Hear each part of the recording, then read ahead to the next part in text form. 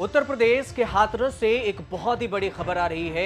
एक सत्संग के दौरान भगदड़ मच गया और इस भगदड़ में कई लोगों की मौत हो गई। अभी तक जो खबर सामने आई है उसमें बताया जा रहा है कि लगभग 80-90 लोगों की मौत हो चुकी है। इससे ज्यादा की भी मौत होने की संभावना है कि अभी रिपोर्ट आनी बाकी है। वहां के जिला पदाधिकारियों का कहना है कि अभी नंबर में बढ़ोतरी हो सकती है, लेकिन सत्संग के दौरान यह हादसा हुआ है। यह हादसा भोले बाबा के सत्संग में तब हुआ जब उनके प्रवचन कार्यक्रमों का समापन चल रहा था। बताया यह भी जा रहा है कि आयोजकों ने जितनी भीड़ आने की बात प्रशासन को बताई थी उससे ज्यादा लोग यहां पर पहुंच गए।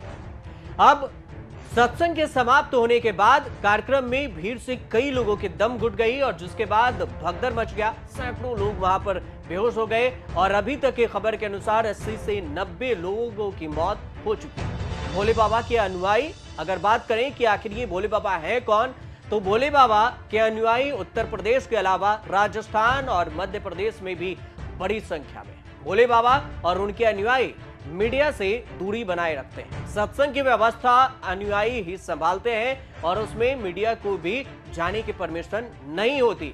आयोजन के लिए मीडिया से दूरी बनाए रखने की परमिशन होती है। बाबा के काफिले को निकलने को लेकर यह भगदड़ मची थी।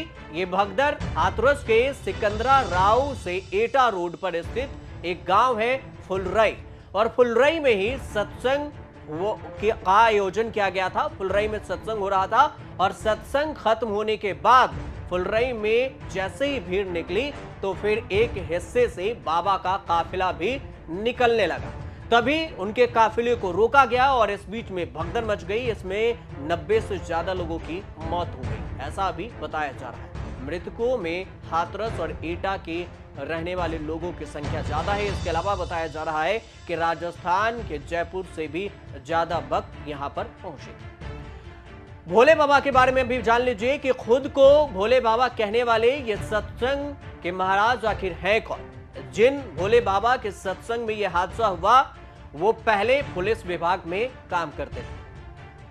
नौकरी छोड़कर उन्होंने प्रवचन करना शुरू कर दिया और एटा जिले के पटियाले गांव में रहने वाले हैं और साकार विश्व हरि के नाम से ये जाने जाते हैं। इनका उपनाम भोले बाबा भी है, मतलब साकार विश्व हरि भोले बाबा ये पूरा नाम ये बताते हैं।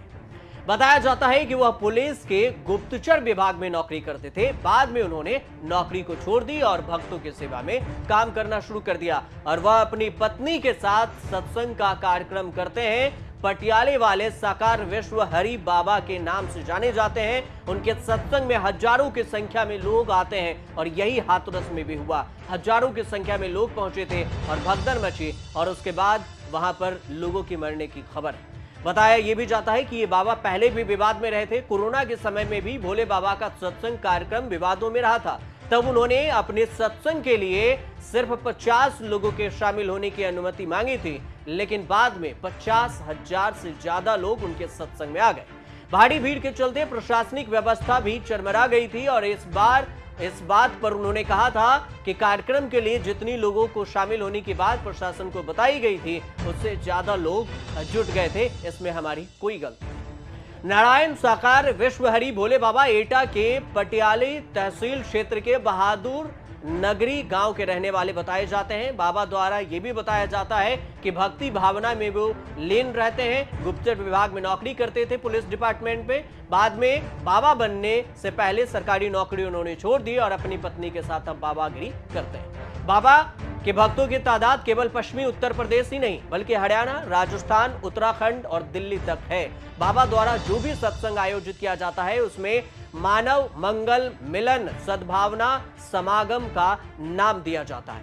मूल रूप से काशीराम नगर कासगंज के पटियाली गांव में रहने वाले हैं। उत्तर प्रदेश की बात हो रही है और इन्हीं बाबा के सत्संग में इतना बड़ा भगदड़ मचा जिसमें 90 से ज्यादा लोगों की मौत हो गई। देखना आगे होगा कि इस मीन बाबा पर क्या कुछ कानूनी कार्रवाई होती है और उत्तर प्रदेश सरकार सत्संग करने वाले इस भोले बाबा के खिलाफ क्या कुछ आगे के स्टेप उठाते हैं, साथ में क्या कुछ बड़ा अपडेट इस खबर पर आता है। तब तक आप बनी रहिए न्यूज़ पर।